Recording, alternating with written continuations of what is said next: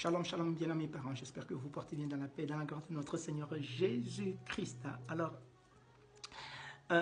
aujourd'hui, on se retrouve pour un tout nouveau numéro HPE, un numéro duquel je vais quand même aborder un élément important qui nous permet quand même ou qui pourra nous permettre de demeurer debout et de continuer toujours par marcher tout droit, intègre, de bâtir notre famille, de bâtir quand même notre vie personnelle, notre famille également sur le roc qu'est Jésus-Christ. Alors, il s'agit de quoi?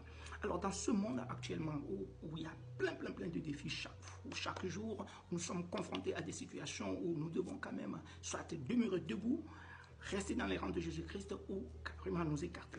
Alors, qu'est-ce qui peut nous permettre? Qu'est-ce qui peut vraiment nous permettre de demeurer debout et de continuer toujours par marcher? Je pense et je crois fermement que c'est la parole de Dieu. Alors, ne soyez pas déçus, c'est la parole de Dieu. Alors, quand quelqu'un, dans notre vie, quand quelqu'un nous fait une promesse, qu'est-ce qui nous arrive? On garde en tête cette promesse et ces paroles. Les paroles de cette promesse résonnent dans nos oreilles, dans notre cœur. Et nous avons en vue cette promesse jusqu'à ce que la promesse s'accomplisse.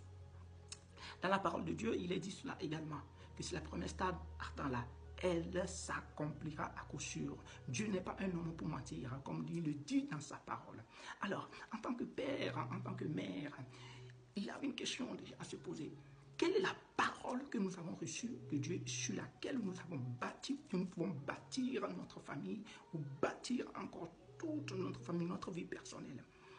Il est important, c'est ça, et ça nous amène à une question d'intimité avec le Seigneur qui peut nous permettre de recevoir des paroles de lui. Et c'est cette parole qui nous permet, malgré les tempêtes, malgré les temps, que ce soit les temps de joie ou les temps difficiles, de demeurer debout. Nous aurons toujours en vue cette parole-là. Nous allons toujours nous concentrer, avoir en vue cette parole-là. Nous allons dire, Dieu qui a fait la promesse, il va l'accomplir. Comme il a dit dans Nombre chapitre 23, le verset 19.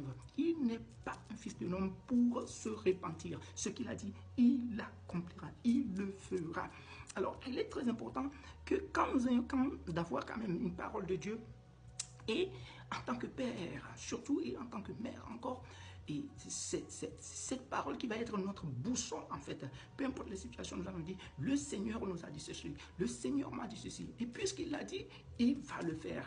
Et peu importe les situations, nous allons aller dans sa présence, épuiser notre force dans sa présence. Et c'est ça qui nous permettra quand même de demeurer debout et d'avoir toujours en vue cette parole et de continuer toujours à marcher. Parce que celui qui a fait la parole, a fait la promesse, il est fidèle et il l'accomplira dans notre vie.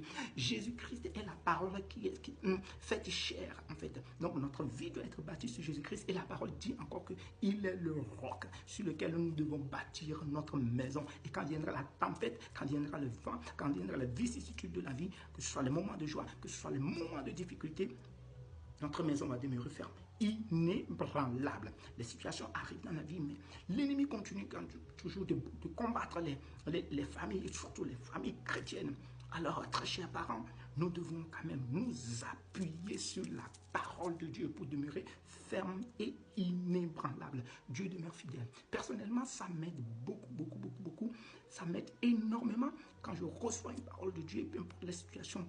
Et je me rappelle de cette parole. Et je continue toujours par marcher. Et je continue toujours par marcher.